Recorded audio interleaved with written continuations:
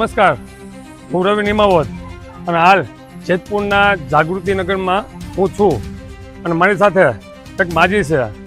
એને હું પૂછવા માંગુ શું બનાવ બન્યો છે.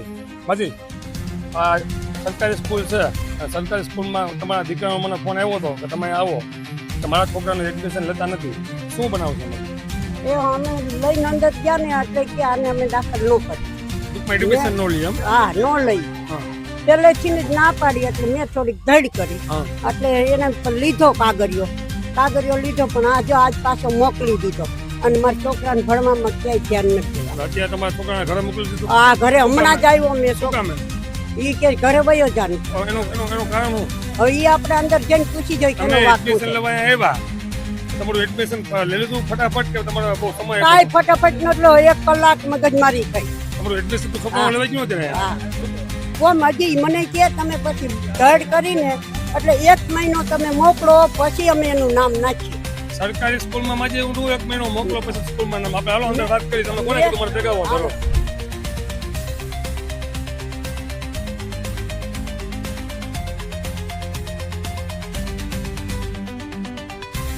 હવે આ છોકરો નાનો કહેવાય, આ છોકરાને તમે કીધું તું ઘરે તારા પપ્પાને લઈ કહેતો હોય, બરાબર? તમારે ક્યારે કહેવાય ખબર છે? જ્યારે સ્કૂલ છૂટી જાય ને ત્યારે તમારે કહેવાય કે ભાઈ તું સવારના તારા પપ્પાને લઈને આવજો. જો એક મિનિટ, છોકરો તોફાન કરતો હોય પણ જો સાહેબ એક મિનિટ પણ જો સાહેબ છોકરાનું એક મિનિટ માજી સાહેબ, છોકરાનું ભવિષ્ય નો પકડાય સાહેબ. ચાલુ ભણતા તમે છોકરાને ઘરે મોકલી દો, આ છોકરો શીખશે શું? કેટલું વ્યવસ્થિત રાખીએ છીએ, કેટલું આને કેમ બહાર કાઢી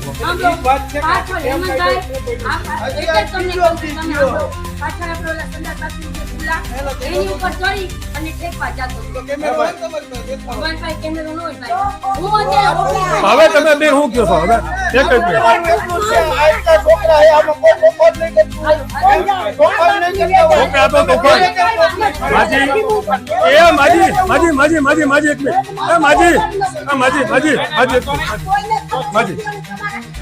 માજી છોકરાઓ તોફાન કરતા એવું તો હાલતું જ હોય. મારી લેજો, ભાઈ જો તમે અત્યારથી આ રીતે લઈને આવ્યો, બરાબર? અમારો કઈ દુશ્મન નથી, બરાબર? અને નિયમ તમે વચ્ચે બોલવા જોઈએ ભાઈ, એકને બોલવા જોઈએ ભાઈ. વચ્ચે તમે નામ પડ્યું ને 5 તારીખે તો એ પાછળ છોકરો બીમાર હતો. બરાબર. આખી સ્ટોરી જાણે તમે કોઈ નથી જાણતા. અશોકભાઈ મને સમજાવ્યું કે તમે મહિનોથી મોકલો. મેં શું કીધું અશોકભાઈ, તો હું મહિનોથી મોકલો, તમારે બધું થઈ ગયું, બરાબર? હવે તમે નો ખબર માજી હું તો નામ આપવું જ પડે. અમે વરદી જોબ આવતો હોય ને ભાઈ, મારે અશોકભાઈ વાત થઈ ગઈ. તમે ઘેરે મોકલો ને, અને અત્યારે ઘેરે મોકલો નથી. સરકારી નિચારમાં ક્યાંય સાંભળ્યું? જો મેડમ, એક જ મિનિટ માજી, મેડમ સાંભળો તમે પેલા સાંભળો. એક જ મિનિટ તમે સાંભળો. જો મેડમ, જો એક મિનિટ ઉપાડી મને બોલવો જ નહીં. માજી એક મિનિટ મેડમ, આ સરકારી સ્કૂલ છે, સરકારી શાળામાં નાના લોકો આવતા હોય. તમે મેડમ આની ઉંમર જોવો છે, બરાબર? તમે અત્યારે સ્કૂલમાં તેને બહાર મોકલી દો, પણ ભણતર કેટલું બગડે? હવે તમે મારી વાત સાંભળી લો ભાઈ, બરાબર? હું અત્યારે આટલા હું છું, બરાબર?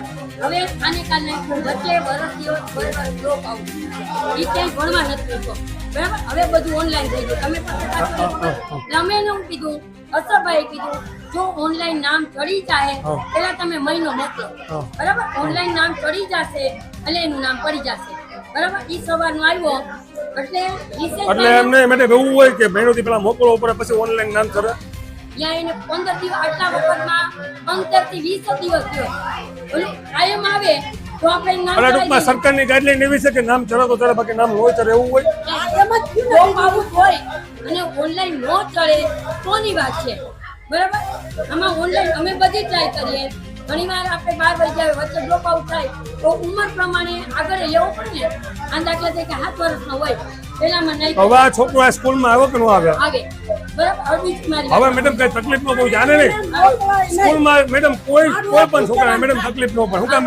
બીજી મારી વાત સમજી લેવો ભાઈ, તમે પત્રકાર છો, આપણે ગાઈડે નથી, તમે નોકરી આપી. જો બેન હું પત્રકાર ન હોય ને, હું પત્રકાર ના હોય ને, સામાન્ય વ્યક્તિ કોઈ પણ જે ખોટું થતું હોય ને એનો હક છે, અધિકાર છે અવાજ ઉઠાવવો. હવે કઈ વાંધો નથી બેન, સંબંધ ના આવશે બરાબર.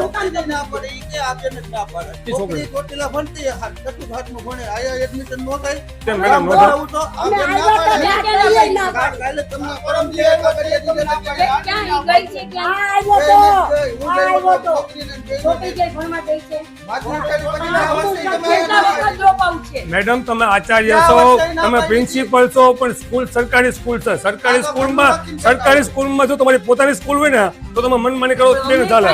આ સ્કૂલમાં તમે કેમ ના પાડી શકો? હવે આ છોકરો છે, હવે તારું નામ શું? જયેશ.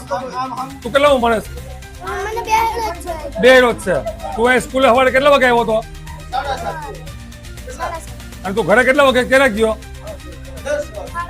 અરે તે હું કામ ગયો ઘરે? હું કામ કાઢી નાખ્યો? નામ આવડે તને? હું કામ કાઢી નાખ્યો? એમને હું કામ તને કાઢી નાખ્યો?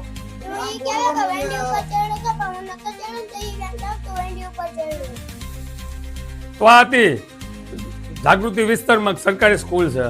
સરકારી સ્કૂલમાં બાળકોને પૂરું શિક્ષણ મળતું નથી. જ્યારે કોઈ ગરીબ અને મધ્યમ વર્ગના લોકો એમના બાળકો સ્કૂલમાં જ્યારે ભણવા આવે છે, એડમિશન લે છે, જ્યારે એડમિશન લે છે ત્યારે અહીંના પ્રિન્સિપલ કોઈ પણ હોય, હું જાણતો નથી, પણ કોઈ બાળકો તોફાન કરતા હોય, સ્વાભાવિક વાત છે, કોઈ પણ બાળકો હોય એ તોફાન કરતા હોય છે. તો તોફાન કરવાના બાને અહીંના પ્રિન્સિપલ કોઈ પણ હોય એ વ્યક્તિ આને બાળકોને ઘરે મોકલી દે છે. તો યોગ્ય વાત કહેવાય કે યોગ્ય વાત ન કહેવાય? કેટલી રીતે યોગ્ય વાત કહેવાય એ તમારી પાસે હું જાણવા માંગુ છું. આ જેતપુરના જાગૃતિનગરના સરકારી સ્કૂલ શાળા નંબર કેટલા સાહેબ? શાળા નંબર 11 છે. આ શાળા નંબર 11 ની સ્કૂલમાં આ બાળક છે. આ બાળકને સવારે ભણવા આવ્યો છે, 10 સાડા 10 આ બાળકને ઘરે મોકલી દીધો. માત્ર એનો વાંક એટલો કે એને તોફાન કર્યા હતા. પણ હું એમ કહું છું, તોફાન કરતા હોય તો તેમના માવતરને બોલાવવા જોઈએ કે તમારો છોકરો તોફાન કરે છે, એને સમજાવવો જોઈએ. નહીં, તમે એને સ્કૂલમાંથી કાઢી નાખો, તમે એને સ્કૂલમાંથી ઘરે મોકલી દો તો બાળકોનું ભવિષ્ય શું કહેવાય? હું દરેક લોકોને કહેવા માંગુ છું, ક્યાંય પણ સરકારી સ્કૂલો હોય તો ખરેખર તમે અવાજ ઉઠાવો, તમારા બાળકોનું ભવિષ્ય ના બગડે. કેમ કે સરકાર એક બાજુ મોટી મોટી વાતો કરે છે કે સરકારી સ્કૂલોમાં શિક્ષણ વ્યવસ્થિત સફળ, શિક્ષણ નામે જીરો. તમે જુઓ આ જેતપુરની હકીકત છે. આભાર. હું આને મૂકવા અહીંયા આવી એટલે ઈ બેને મૂકી દીધું. હું અહીં દાખલ ન કરું. ઈ ખાવા પીવામાં ડીચુમાં ધ્યાન દે, બાકી આ છોકરાઓમાં ધ્યાન નથી દેતા. ડીચું બર્ગરીને બાળકનું છે ઈ ખાય. એને ફોટો કહેતા હોય ને તોય હું મોકલી દઉં. મેં ફોટો પાડી લીધો, સમજ્યા? એ મોકલી દઉં. મેં બધું પાકે પાયા કર્યું. બાકી આ છોકરાને કાઢી મૂકે એટલે એનો હક છે. દફતર લઈને કઢાઈ કેમ એનાથી? તો મિત્રો, જેતપુરની દરેક નાની મોટી સમસ્યાઓ અને સત્ય સમાચાર જોવા માટે અત્યારે જ અમારી નવી ચેનલ એટલે કે યુટ્યુબ ચેનલ જેનું નામ છે જેતપુર સત્ય ન્યૂઝ, તેને અત્યારે સબસ્ક્રાઇબ કરો અને મારી આ ચેનલને લાઈક અને શેર કરો.